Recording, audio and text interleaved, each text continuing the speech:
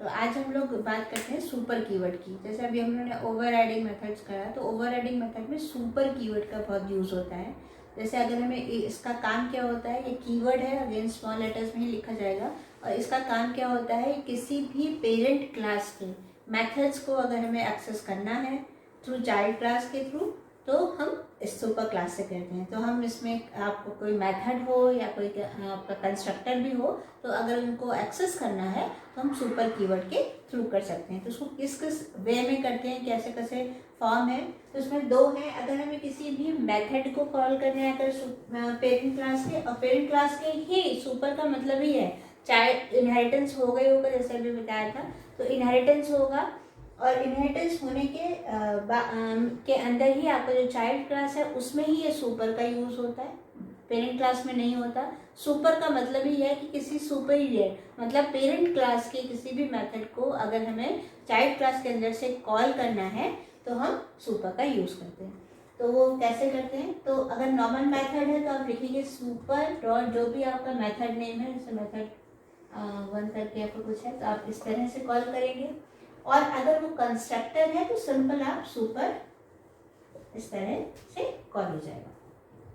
तो ये दो पार्ट होते हैं। इसका एग्जांपल्स है कि आपको कई तरह से समझा देते हैं। तो एक क्लास क्या हुआ, एक क्लास ए बी है, और A B is a parent class, A B C child class है। ठीक है, इसमें इनहेरिटेंस होना ज़रूरी है सुपर कीवर्ड के लिए। अगर इनहेरिटेंस नहीं है तो कोई प्रॉब्लम नहीं है, दोनों में सेमली वेरिएबल है तो दोनों एक्सेस कर सकते हैं। लेकिन चूंकि यहाँ पे इनहेरिटेंस है इसलिए हम यहाँ पे सुपर कीवर्ड का यूज़ करेंगे। तो कैसे होगा, तो जैसे अभी हमने over riding, method over riding, तो यहाँ पे मेथड ओवर राइडिंग में सिंपल वेरिएबल है, दोनों पेरेंट क्लास और चाइल्ड क्लास में दोनों में सेम जो है वेरिएबल है। तो उसको कैसे एक्सेस करेंगे with the help of super keyword. तो देखिए, तो यहाँ पे एक नम एक वेरिएबल है, यहाँ पे नेम है, यहाँ पे भी नम है, दोनों में बस वैल्यू अलग है, अदरवाइज वेरिएबल दोनों सेम है। तो यहाँ एक मेथड बनाया मैंने चाइल्ड क्लास में, डिस्प्ले मेथड, जिसमें हम इनको प्रिंट कराना है।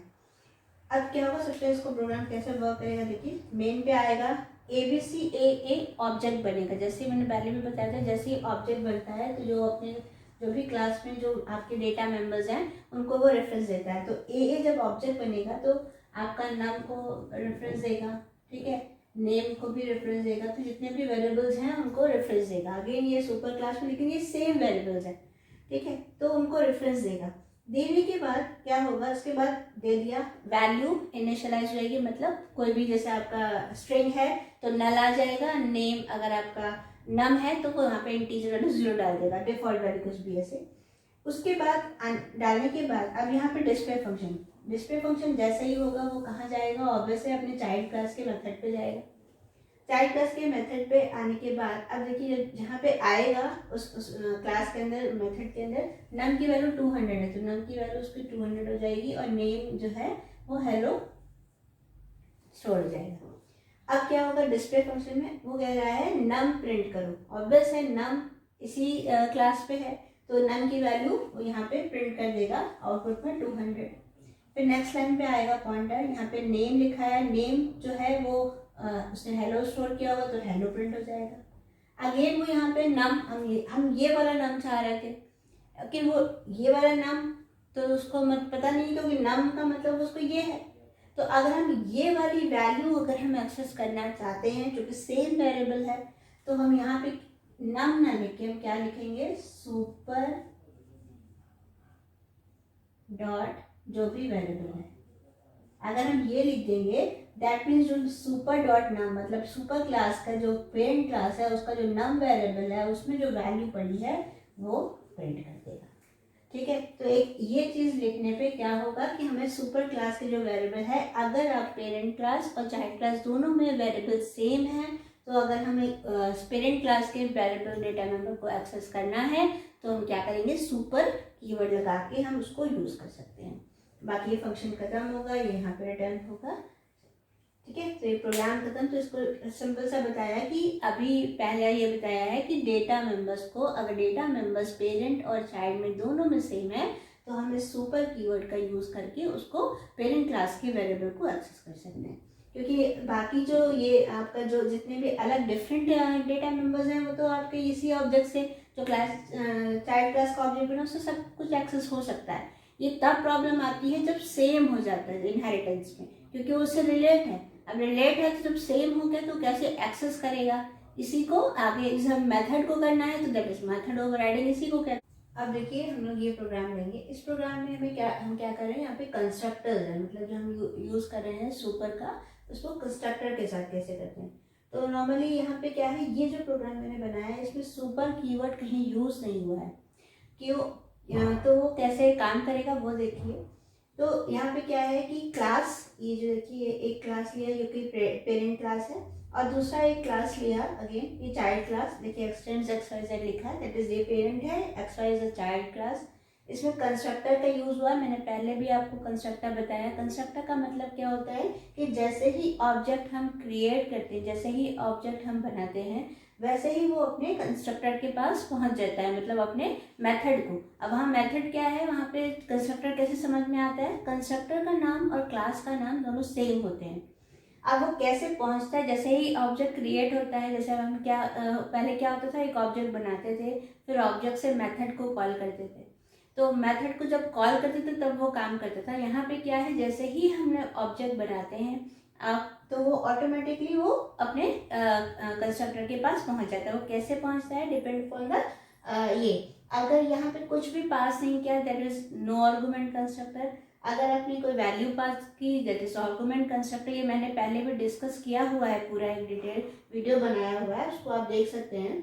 तो यहाँ पे मेरे पास थोड़ा सा समझा, तो इसलिए यहाँ पे क्या, यहाँ पे एक कंस्ट्रक्टर XYZ जो कि क्लास XYZ पेरेंट क्लास का है, और अगेन एक कंस्ट्रक्टर, यहाँ पे दो कंस्ट्रक्टर बनाए चाइल्ड क्लास में, एक ये वाला कंस्ट्रक्टर जिसमें नो आर्गुमेंट कंस्ट्रक्टर है, और एक बनाया जिसमें आर्गुमेंट कंस्ट्रक्टर है। ठीक है, ये हो गया। अब स्टार्ट करते हैं कि कैसे ये काम करता है। सबसे पहले ये मेन में आएगा। मेन में ये जैसे ही ऑब्जेक्ट क्रिएट होगा, ये पूरा ऑब्जेक्ट अब देखिए पूरा इनिशियलाइज होगा, जैसे ही होगा वैसे ही क्या होगा, ये कहाँ पहुंचेगा, अगेन चूंकि XY चाइल्ड क्लास का एक ऑब्जेक्ट है तो वो चाइल्ड क्लास के ही कंस्ट्रक्टर पे जाएगा। तो ये सबसे पहले कहाँ पहुंचेगा, यहाँ। क्यों? क्योंकि ये नो आर्गुमेंट कंस्ट्रक्टर है, तो ये अपने जैसा ही कंस्ट्रक्टर को ढूंढेगा। तो ये यहाँ जाएगा। यहाँ जाने के बाद यहाँ पे क्या होगा कि ये देखिए, ये जो है यहाँ पे जैसे ब्रेसेस के अंदर आएंगे, यहाँ पे लाइन के उससे पहले यहाँ पे कोई सुपर नहीं लिखा गया, लेकिन ये कंपाइलर ही ऑटोमेटिकली ये क्या करता है, ये इम्प्लिसिट होता है। ऑटोमेटिकली कंपाइलर क्या करता है, उस वहाँ पे एक हिडन सुपर है, मतलब जैसे ही वो यहाँ आएगा तो कंपाइलर क्या करेगा, उसको यहाँ से सीधे सीधे अपने सुपर क्लास पे भेज देगा। ठीक, भेजने के बाद वो फिर यहाँ पे आएगा। यहाँ पे आने के बाद एक मैसेज आएगा, तो पेरेंट क्लास मेथड जो भी लिखा हुआ है आपने मैसेज को, वो प्रिंट कर देगा। प्रिंट करने के बाद यहाँ से फिर से यहीं पे आपका यहाँ पे रिटर्न होके यहाँ पे आ जाएगा जहाँ से गया था। अब क्या हुआ, अब यहाँ पे उसके बाद एक मैसेज मिलेगा उसको, child class no argument method, वो उसने प्रिंट कर देगा। ठीक, तो नो आर्गुमेंट पूरा लिख लीजिए मेथड। तो यहाँ पे क्या हुआ कि यहाँ पे देखिए हमें कोई सुपर कीवर्ड का यूज नहीं किया, तो ये एक कंपाइलर ही ऑटोमेटिकली क्या करता है, एज अ सुपर कीवर्ड उसको इम्प्लिसिट है, मतलब वो हिडन है कि मतलब हाँ वो यहाँ पे जैसे ही कंस्ट्रक्टर पे अगर आप जाएंगे और अगर आपका कोई पेरेंट क्लास है वहाँ पे भी कंस्ट्रक्टर है, तो वो पहले वो वहाँ जाएगा। जाने के बाद उसके मेथड को वो रन करेगा। रन करने के बाद वो फिर से वापस आएगा और फिर जो उसके स्टेटमेंट है उनको रन करेगा। अब होने के बाद ये काम हो गया, काम होने के बाद फिर से यहाँ आएगा। अब देखिए अगेन एक दूसरा ऑब्जेक्ट बना। दूसरा ऑब्जेक्ट क्या बना, XX1। XX1 ऑब्जेक्ट जैसे ही बना तो वो फिर जाएगा अपने ही चाइल्ड क्लास के कंस्ट्रक्टर पे, लेकिन यहाँ पे क्या है, आर्गुमेंट कंस्ट्रक्टर, मतलब हम 100 वैल्यू पास करें तो 100 वैल्यू किसके पास जाएगी, 100 वैल्यू इस पे आएगी।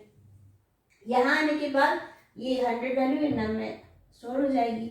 आने के बाद अगेन ये जैसे ही ये इसकी बॉडी में आएगा, पहले ही यहाँ पे अगेन जैसे मैंने बताया था कि ये फिर से इनिशिएट करेगा और सीधे फिर से यहीं पे जाएगा।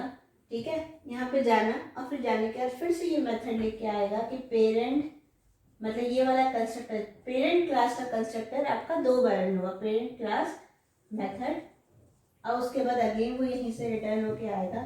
आने के बाद फिर जो है आपका यहाँ पे मैसेज लिखा हुआ system dot println number equals to, तब वो नंबर इक्वल्स टू 100 प्रिंट करेगा, और फिर उसके बाद रिटर्न होके फिर ये यहाँ आएगा, क्लास खत्म, प्रोग्राम खत्म। तो इस पूरे का मतलब ये है कि हम अगर सुपर कीवर्ड का यूज़ नहीं भी कर रहे हैं तो भी वो कंस्ट्रक्टर में वो अपने आप ही पेरेंट क्लास के कंस्ट्रक्टर पे जाएगा और जाके वो रन, अगर पेरेंट क्लास में भी आपने कंस्ट्रक्टर बनाया है, ठीक है, तो वो वहाँ जाएगा और जाके वो रन करेगा। तो मतलब चाहे आपने लिखा हो नहीं लिखा हो सुपर कीवर्ड, वो जैसे ही उस कंस्ट्रक्टर के आएगा वो ऑटोमेटिकली कंपाइलर्स को इनिशिएट करके ऊपर भेजेगा एज अ सुपर कीवर्ड, और उसके बाद फिर वो रन होगा। तो मतलब कोई भी, चाहे वो नो आर्गुमेंट कंस्ट्रक्टर हो चाहे आर्गुमेंट कंस्ट्रक्टर हो, पेरेंट क्लास का कंस्ट्रक्टर रन होगा, पहले वो रन होगा, फिर चाइल्ड क्लास के कंस्ट्रक्टर की जो भी आपने लिया दिखा है, आपने जो भी स्टेटमेंट दिया है वो फिर रन होगा। तो ये चीज़ होती है, इसलिए ये बताया मैंने कि कैसे एक्सेस करता है विदाउट यूजिंग सुपर कीवर्ड।